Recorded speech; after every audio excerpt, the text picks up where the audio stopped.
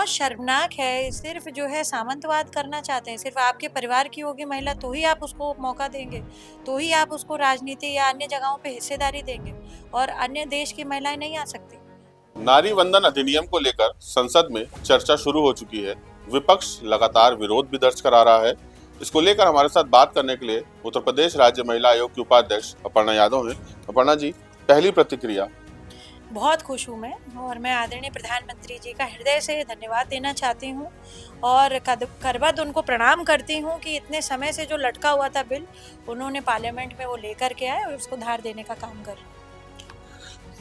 जिस तरीके से मैम महिलाओं की भागीदारी की बात हो रही है, जब महिलाओं की बात होती है तो विपक्ष विरोध पे किस तरह से आने लगता है? बहुत शर्मनाक है इस मतलब बात जो आप कह रहे हैं, ये बात, और विपक्षी और हास्यप्रद भी है। दोनों बातें हैं, क्योंकि जिस विपक्ष ने पहली प्रधानमंत्री महिला दी हो, भले ही वो एक विशेष परिवार से आती हो, पर थी तो महिला। दूसरा, जिसकी एक समय राष्ट्रीय अध्यक्ष जो है महिला हो, वो भी उसी परिवार से आती हैं। तो आप समझिए, क्या ये सिर्फ जो है सामंतवाद करना चाहते हैं? सिर्फ आपके परिवार की होगी महिला तो ही आप उसको मौका देंगे, तो ही आप उसको राजनीति या अन्य जगहों पे हिस्सेदारी देंगे, और अन्य देश की महिलाएं नहीं आ सकती।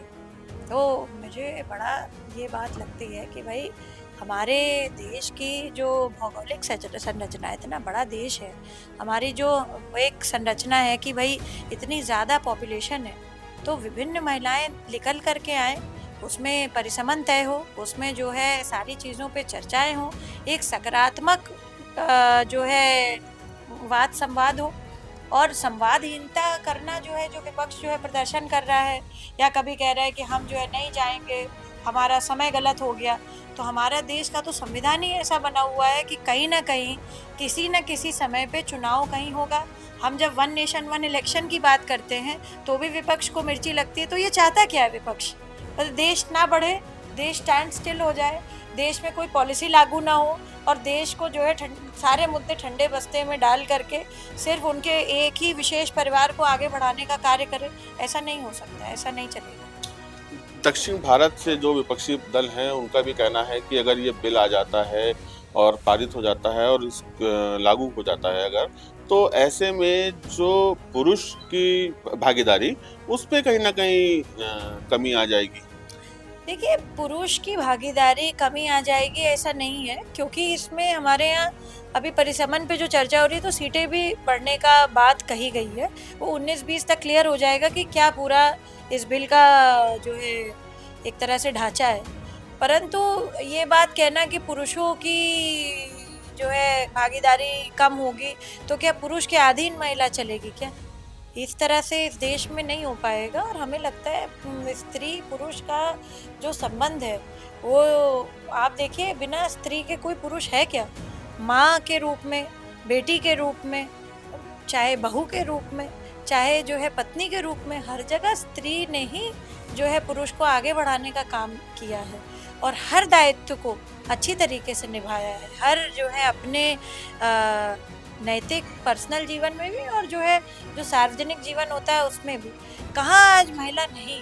विदेशों में देख लीजिए, हमें तो लगता है यूएसए की प्रेसिडेंट जो है होता है बनते बनते बच गई, जो है महिला तो होती। जापान की प्राइम मिनिस्टर हमारी जो है आज एक महिला है, और कितने देशों की, वहाँ इटली की प्राइम मिनिस्टर हमारी महिला है, हमारी जो है न्यूजीलैंड की प्राइम मिनिस्टर जो है महिला है, ऑस्ट्रेलिया में कितनी महिलाएं नेता हैं, बहुत अच्छे अच्छे पोर्टफोलियो पर हैं और केंद्रीय नेतृत्व पे है। तो हमारे प्रधानमंत्री जी ने देश में भी महिलाओं को आगे लाने का काम किया है, और इससे खासा खुशी सब में है।